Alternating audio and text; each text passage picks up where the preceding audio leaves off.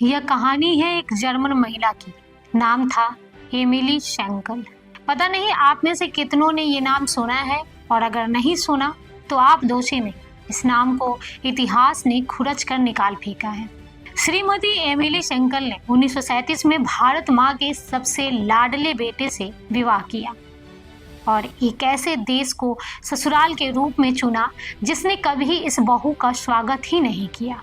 न बहू के आगमन में किसी ने मंगल गीत गाए और न उसकी बेटी के जन्म पर कोई सोहर गाई गई। कभी कहीं जनमानस में चर्चा तक नहीं हुई कि वो कैसे जीवन गुजार रही है। 7 साल के कुल वैवाहिक जीवन में सिर्फ 3 साल ही उन्हें अपने पति के साथ रहने का अवसर मिला। फिर उन्हें और नन्ही सी बेटी को छोड़ पति देश के लिए लड़ने चला आया, इस वादे के साथ कि पहले देश को आज़ाद करा लूं, फिर तो सारा जीवन तुम्हारे साथ बिताना ही है। पर ऐसा हुआ नहीं और 1945 में एक कथित विमान दुर्घटना में वो लापता हो गए।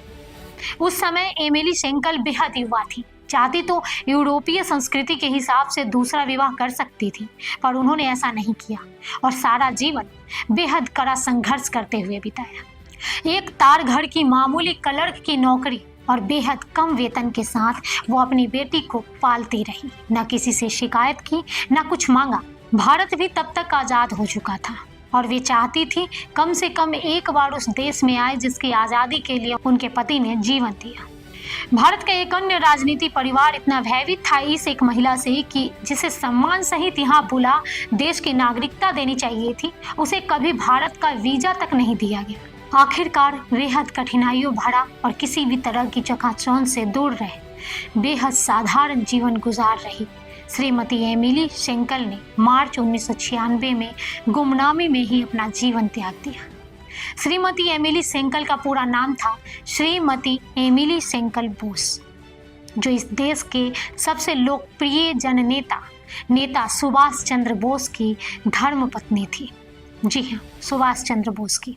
अजय सिंह टल्क की 2013 में लिखी बेहद चर्चित पोस्ट, यह विवरण उपलब्ध ऐतिहासिक दस्तावेजों, शोधकर्ताओं के लेखों और एमिली शेंकल बोस व उनकी पुत्री के साक्षात्कारों पर आधारित है। कुछ बातें आज भी आधिकारिक सरकारी दस्तावेजों में पूर्ण रूप से दर्ज नहीं है और इतिहासकारों के बीच विचाराधीन है। स्पष्टीकरण, यह लेख प्रमाणित तथ्यों के साथ साथ उन ऐतिहासिक पहलुओं को भी प्रस्तुत करता है जिन पर दस्तावेज सीमित है या जिन पर अलग अलग मत मौजूद हैं।